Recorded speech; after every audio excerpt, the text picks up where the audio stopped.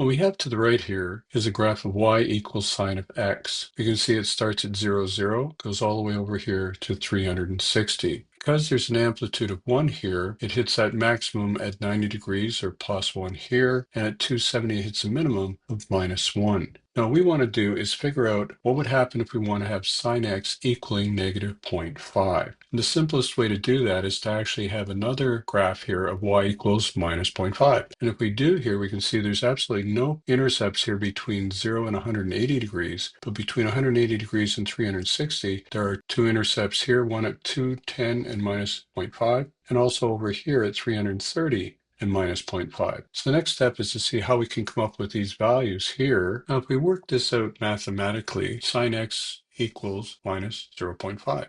And if we take the inverse sine of both sides, that means x is equal to the inverse sine of minus 0.5. And if we do the math, we figure out that that's x is equal to minus 30 degrees, which is down here, and we can see that it is indeed a place where it intersects. So what we're going to do is take minus 30 and add 360 to it, and that brings us up here to 330 degrees, which makes sense. Now we also know that it has to be between 180 and 360 here. So if we take 180 and subtract minus 30, that's going to give us 210, and that gives us our other point that's here. Instead of y equals sine x, if we make this y equals sine 2x, then we're going to find instead of a period here that goes to 360, we're going to see it's going to be half of that. As you remember, it's 360 over b, which in this case is 2, which means we have a complete wave every 180 degrees. And one of the things we'll find is if we also put in the minus 0.5 here, and we check this point here, that's minus 15 instead of minus 30 as it was before. What that means is over here, 90 plus 15, which is 105, will be one of our points, and 180 minus 15 will be our other point here.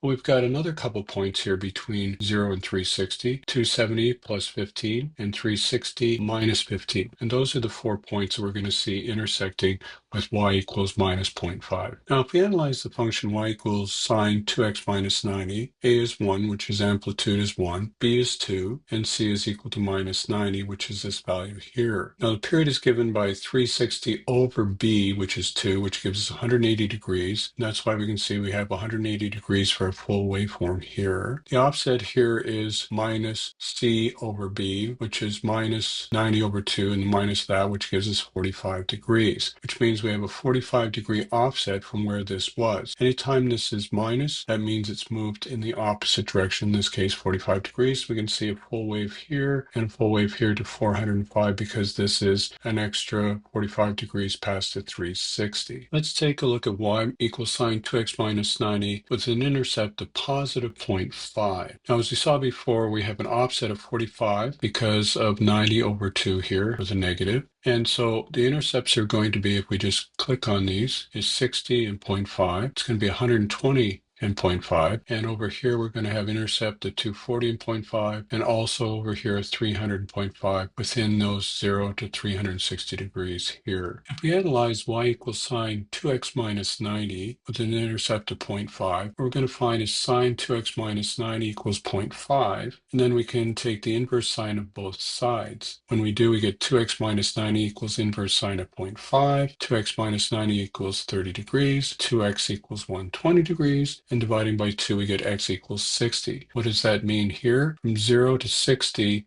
is where the first intercept is going to be here, and that's going to give us 60 here and 0.5. Then we take 180 here, we subtract 60, and that gives us our point here, which is 120 degrees. Then if we take 180 and add 60, we're going to get 240 degrees here. And if we take 360 minus 60 degrees, we get 300 degrees as our final point of the 4 points that we have.